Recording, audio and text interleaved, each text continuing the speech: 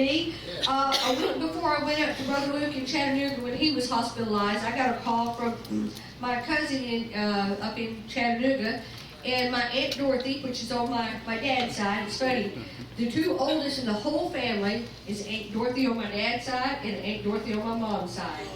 But the Aunt Dorothy on my dad's side, everybody in his whole family, I'm talking 9 or 10 people, cancer, just wiped out that whole family, the whole generation.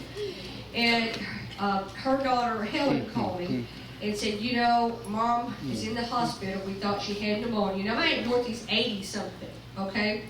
And said she is just eat up with cancer. Her lungs is full of cancer. They give her a week to live. And I said, well, Helen, don't give up on her so soon. I said, there's a product out there that God gave a long time ago to heal cancer. It's called Protocell. And I gave her the number to buy it. And I said, now, Helen, you know, if it's her time to go and it's God's will, she's going to go no matter what we do. She said, I know. We talked about that's the hardest thing to accept, right? So I went on to Chattanooga, and then it was about 3 weeks later, I came back and I got over the sickness and all this stuff. And I kept calling Helen. I never got through, so I left a message on her phone.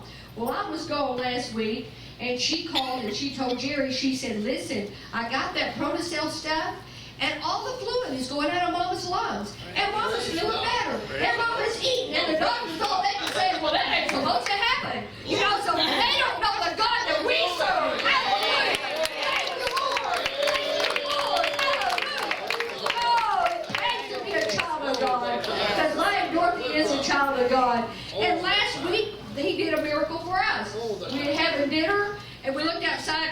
We've got a great big old long yard. And at the end of the yard, there was all kind of police. In fact, they were blocking our driveway. They were in our driveway, and there was a fire engine. There was an ambulance, and I'm like, what in the world's going on out there? Well, it had seemed that this car had came down a straight road, flipped over on its side, and went and was upside down in the neighbor across the road there in their driveway. And they were having to prize this guy out. Now, whether he was drunk, got hurt, I have no idea, but I was going, oh my God, there goes my custom-built mailbox. I think he just took my mailbox right out. You know, and I found it years ago. My husband thought I was insane, but I paid $250 for a mailbox.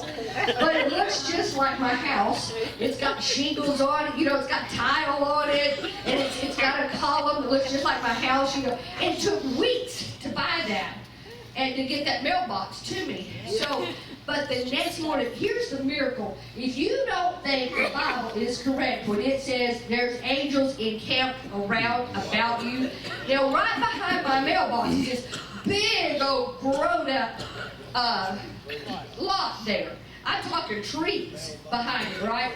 The next morning, I drive out to go up to the dog grooming shop.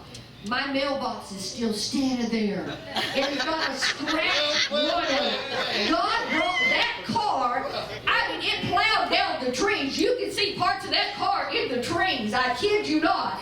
Behind my mailbox. How that happened, God only knows. Let me tell you, because my mailbox was right in the path of that car before he flipped on his side. And God saved my mailbox, so I didn't have to buy another one.